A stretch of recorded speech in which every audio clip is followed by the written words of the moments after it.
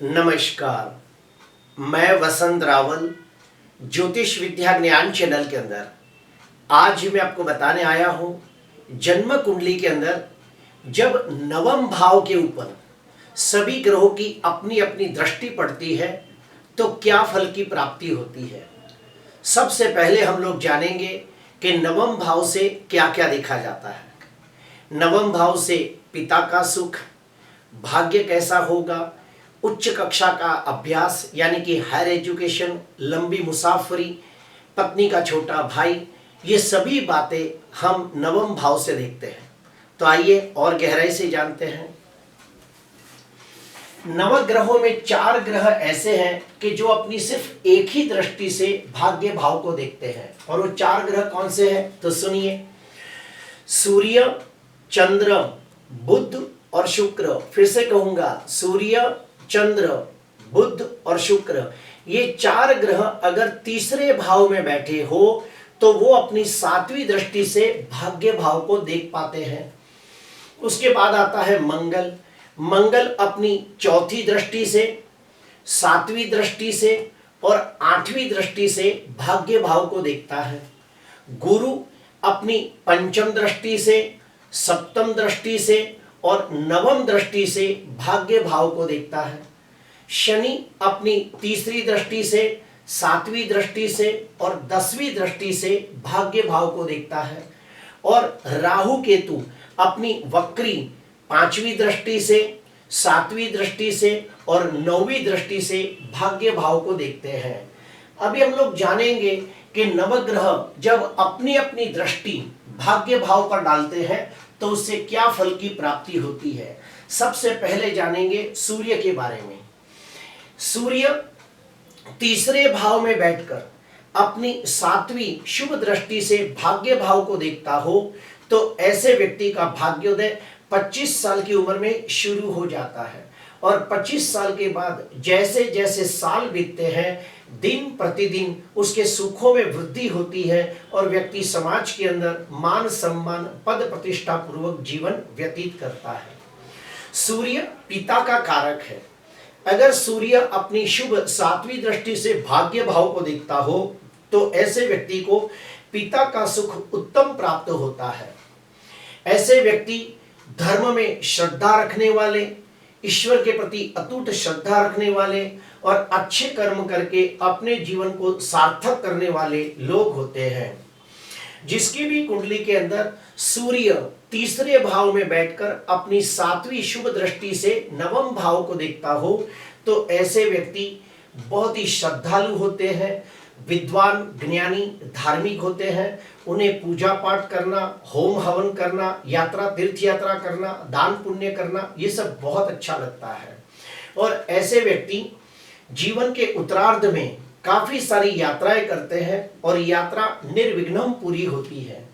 जिसकी भी कुंडली के अंदर सूर्य तीसरे भाव में बैठकर अपनी 7वीं दृष्टि से भाग्य भाव को देखता हो तो ऐसे व्यक्ति को हायर एजुकेशन करने के योग बनते हैं और वो निश्चित तौर पे डबल डिग्री हासिल कर पाते हैं।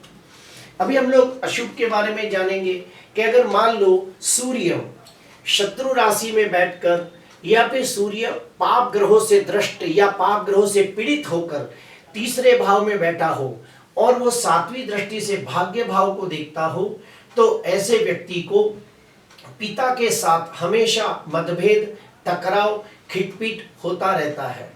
ऐसे व्यक्तियों को यात्रा, तीर्थ यात्रा के दरमियान बहुत सारे विघ्न आते हैं और विघ्नों का सामना करते हुए उसे यात्रा पूरी करनी पड़ती है।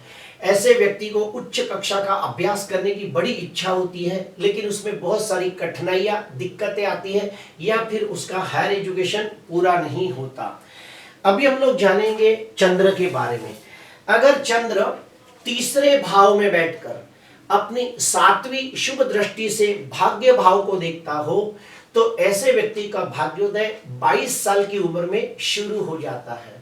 और 22 साल के बाद जैसे जैसे साल बीतते हैं वैसे वैसे उसके जीवन के अंदर सुखों की वृद्धि होती है और व्यक्ति सर्व प्रकार के सांसारिक और भौतिक सुखों की प्राप्ति करके समाज के अंदर मान सम्मान, पद प्रतिष्ठा पूर्वक जीवन व्यतीत करता है।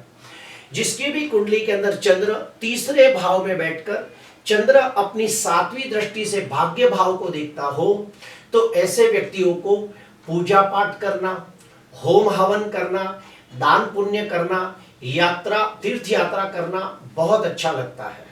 ऐसे व्यक्ति को अपने पिता से बहुत लगाव होता है, वो अपने पिता को बेइंतहा प्यार करते हैं और वो अपने पिता की बहुत ही ज्यादा इज्जत भी करते हैं। जिसकी भी कुंडली में चंद्र तीसरे भाव में बैठकर चंद्र अपनी 7वीं दृष्टि से भाग्य भाव को देखता हो, तो ऐसे व्यक्ति को देश विदेश की यात्रा के योग बनते हैं और ऐसे व्यक्ति स्वभाव से बहुत ही दयालु, उदार, सेवाभावी और परोपकारी होते हैं। ठीक उसके विपरीत जाते हैं, जिसकी भी कुंडली के अंदर चंद्र तीसरे भाव में शत्रु राशि में बैठा हो, चंद्र शनि, राहु, केतु जैसे पाप ग्रहों के साथ बैठकर पीड़ित होता हो, जैसे कि चंद्र शनि का विष योग बनता हो, चंद्र राहु का ग्रहण योग बनता हो, चंद्र केतु का ग्रहण योग बनता हो, और ऐसा पीड़ित चंद्र अपनी 7वीं दृष्टि से भाग्य भाव को देखता हो, तो ऐसे व्यक्तियों का अपने पिता के साथ हमेशा मनमुटाव और टकराव होता रहता है। ऐसे व्यक्ति के भाग्योदय में बहुत सारी रुकावटें आती है और ऐसे व्यक्ति को हायर एजुकेशन के अंदर भी उसका जो मन होता है वो कंसंट्रेट नहीं हो पाता और वो हायर एजुकेशन कर नहीं पाता। और सबसे बड़ी बात कि ऐसे व्यक्ति जब यात्रा तीर्थ यात्रा करने जाते हैं तो उन्हें बहुत दिक्कतें और अड़चनों का सामना करना पड़ता है। अभी हम लोग आएंगे मंगल के बारे में, तो सुनिए, मंगल तीसरे भाव का भी कारक ग्रह है और मंगल 6वें भाव का भी कारक ग्रह है। ध्यान से सुनना, मंगल तीसरे भाव में भी कारक माना गया है, 6वें भाव में भी कारक माना गया है। अगर मंगल अपनी 4थी दृष्टि से, 7वीं दृष्टि से और 8वीं दृष्टि से भाग्य भाव को देखता हो, तो ऐसे व्यक्ति का भाग्योदय 28 साल के बाद शुरू हो जाता है और 28 साल के बाद जैसे जैसे साल बीतते हैं वैसे वैसे वो व्यक्ति हर प्रकार के भौतिक सुख और सांसारिक सुखों की प्राप्ति करके समाज के अंदर मान सम्मान पद प्रतिष्ठा की प्राप्ति करता है। क्यों? क्योंकि मंगल 6वें भाव का कारक है। अगर मंगल 6वें भाव में बैठा है तो ये मंगल अपनी 4थी दृष्टि से जब भाग्य भाव को देखेगा तो निश्चित तौर पे अच्छा फल देगा। उसी प्रकार मंगल तीसरे भाव का भी कारक ग्रह माना गया है। अगर मंगल तीसरे भाव में बैठकर अपनी 7वीं दृष्टि से भाग्य भाव को देखता हो तो भी भाग्य में वृद्धि करता है। जिसकी भी कुंडली के अंदर मंगल अपनी 4थी दृष्टि से, 7वीं दृष्टि से और 8वीं दृष्टि से भाग्य भाव को देखता हो, तो ऐसे व्यक्ति अपने पिता को आदर्श मानते हैं और पिता को बहुत ज्यादा मान सम्मान और इज्जत देते हैं और पिता की हमेशा आज्ञा का पालन करते हैं।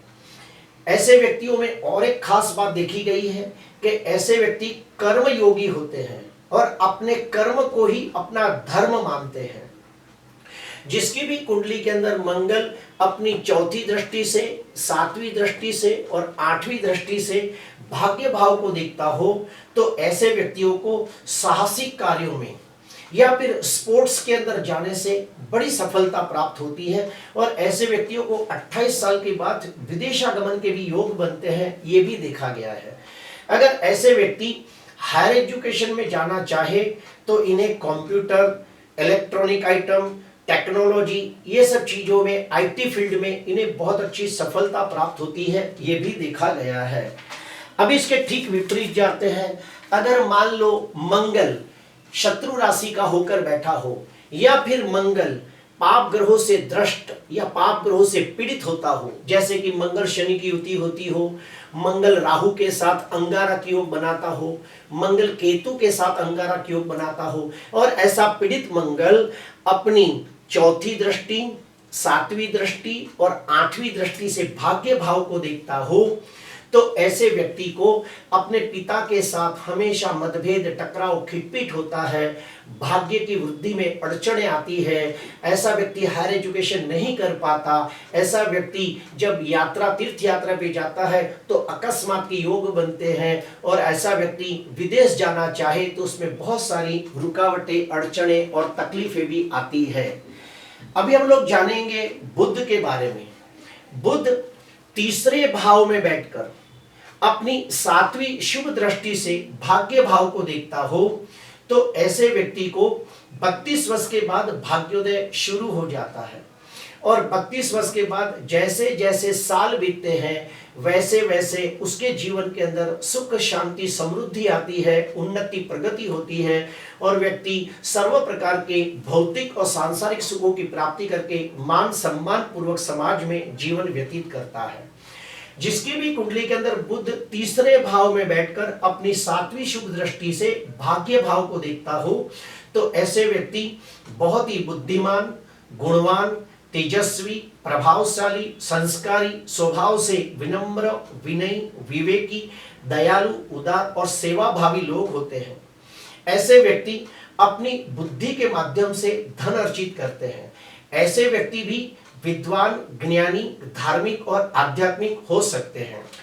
और ऐसे व्यक्तियों में और एक खास बात देखी है कि ऐसे व्यक्ति ज्यादातर मैंने प्रोफेशनल देखे हैं और ऐसे व्यक्ति अपनी बुद्धि के माध्यम से कम समय में बहुत ज्यादा धन अर्जित करते हैं। ऐसे व्यक्तियों को देश विदेश की यात्रा से भी लाभ होता है। पढ़ाई लिखाई करके अगर विदेश में जाए तो वहां पे खूब धन कमाते हैं और विदेश में जाके उनका भाग्योदय होता है।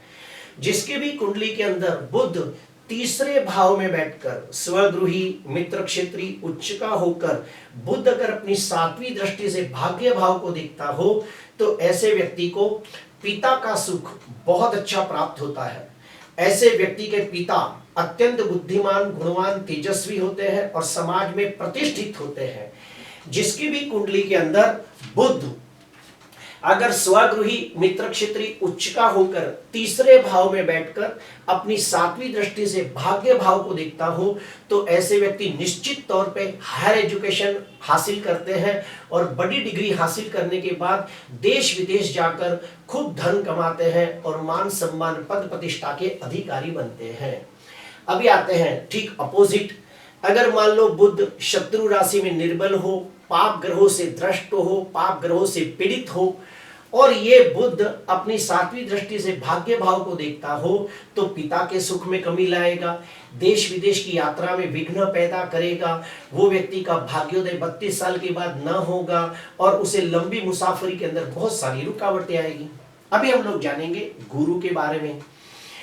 आप सभी को पता होगा कि गुरु अगर लग्न भाव में बैठा हो तो दिग्बली होता है और गुरु पंचम भाव में और नवम भाव में हो तो कारक माना गया है। फिर से कहूंगा, गुरु लग्न में हो तो दिग्बली होता है और गुरु पंचम भाव में और नवम भाव में हो तो उसे कारक माना गया है। और गुरु नैसर्गिक दृष्टि से सबसे ज्यादा शुभ ग्रह है और गुरु की दृष्टि को सबसे ज्यादा शुभ मानते हैं। तो सुनिए, गुरु अपनी पांचवी दृष्टि से, सातवीं दृष्टि से और नौवीं दृष्टि से अगर भाग्य भाव को देखता हो तो ऐसे व्यक्ति का भाग्योदय 18 से 20 साल की उम्र में हो जाता है। ऐसे व्यक्तियों को पिता का सुख उत्तम प्राप्त होता है और उनके पिता भी बहुत ही धार्मिक, आध्यात्मिक होते हैं और पिता के द्वारा उसे बहुत अच्छे संस्कारों की प्राप्ति होती है। जिसकी भी कुंडली के अंदर गुरु अपनी पांचवी दृष्टि से, सातवीं दृष्टि से और नौवीं दृष्टि से भाग्य भाव को देखता हो तो ऐसे व्यक्तियों को भी पूजा पाठ करना, होम हवन करना, दान पुण्य करना, यात्रा तीर्थ यात्रा करना बहुत अच्छा लगता है। ऐसे व्यक्ति स्वभाव से दयालु, उदार, सेवाभावी, परोपकारी होते हैं।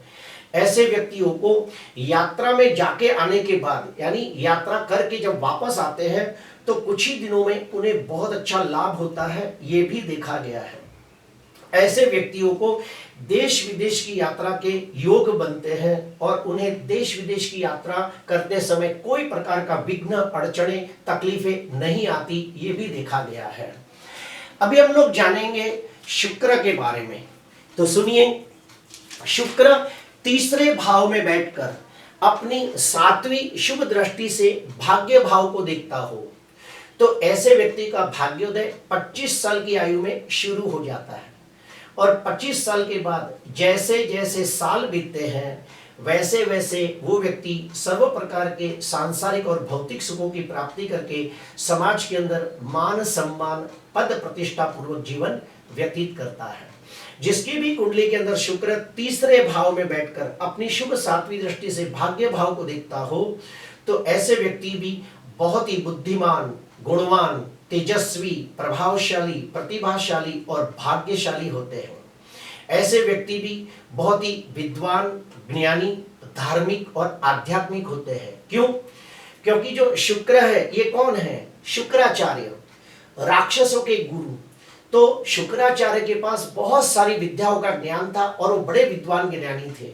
इसीलिए अगर शुक्र अपनी शुभ सातवीं दृष्टि से भाग्य स्थान को देखता हो तो ऐसे व्यक्ति बहुत ही विद्वान, ज्ञानी, धार्मिक, आध्यात्मिक होते हैं। उन्हें भी पूजा पाठ करना, होम हवन करना, दान पुण्य करना, यात्रा तीर्थ यात्रा करना, मंत्र का अनुष्ठान करना, देवी देवताओं की सिद्धि प्राप्त करना, ये सब उन्हें बहुत अच्छा लगता है। ऐसे व्यक्तियों को भी देश विदेश की यात्रा के बार बार योग बनते हैं। ऐसे व्यक्तियों में और एक खास बात देखी है कि इनका विवाह होने के बाद उनका निश्चित भाग्योदय होता है। क्यों? क्योंकि जो शुक्र है ये पत्नी का कारक है। अगर शुक्र बलवान होकर भाग्य भाव को देखता हो तो ऐसे व्यक्ति का विवाह के बाद भाग्योदय होता है और उसकी पत्नी बहुत नसीबदार होती है। और अगर उसके घर पे बेटी हो तो वो बेटी भी बहुत ही सुंदर और नसीबदार होती है और बेटी के होने के बाद भी उसका भाग्योदय और ज्यादा होता है और उसके जीवन में सुख शांति समृद्धि का वास होता है। शुक्र अगर कारक ग्रह बनकर अगर तीसरे भाव में बैठकर अपनी सातवीं दृष्टि से नवम भाव को देखता हो तो ऐसे व्यक्ति को पिता का सुख उत्तम प्राप्त होता है। उसके पिता भी बड़े विद्वान, ज्ञानी, तेजस्वी और प्रभावशाली होते हैं और समाज के अंदर प्रतिष्ठित होते हैं, ये भी देखा गया है। ऐसा व्यक्ति चाहे तो हायर एजुकेशन हासिल कर सकता है। ऐसे व्यक्ति को बार बार लंबी यात्रा, देश विदेश की यात्रा के प्रबल योग बनते हैं और वो व्यक्ति यात्राएं करके उसे मन को बहुत ही आनंद और सुख प्राप्त होता है। अभी हम लोग जानेंगे शनि के बारे में। शनि सप्तम भाव में दिग्बली होता है। शनि तीसरे भाव के अंदर अति विशिष्ट योग कारक माना गया है। अगर शनि अपनी तीसरी दृष्टि से, सातवीं दृष्टि से, 10वीं दृष्टि से अगर भाग्य भाव को देखता हो तो अच्छा नहीं माना गया है। शास्त्र में एक नियम है कि शनि जहां बैठा हो उस भाव का अच्छा फल देता है और शनि जहां दृष्टि करता हो उसे शुभ नहीं मानते।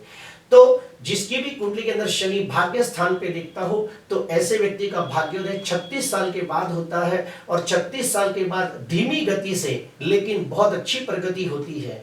ऐसे व्यक्ति कर्म योगी होते हैं। ऐसे व्यक्ति कर्मों के द्वारा अपना भाग्योदय करते हैं। ऐसे व्यक्तियों को पिता का सुख थोड़ा कम देखा गया है।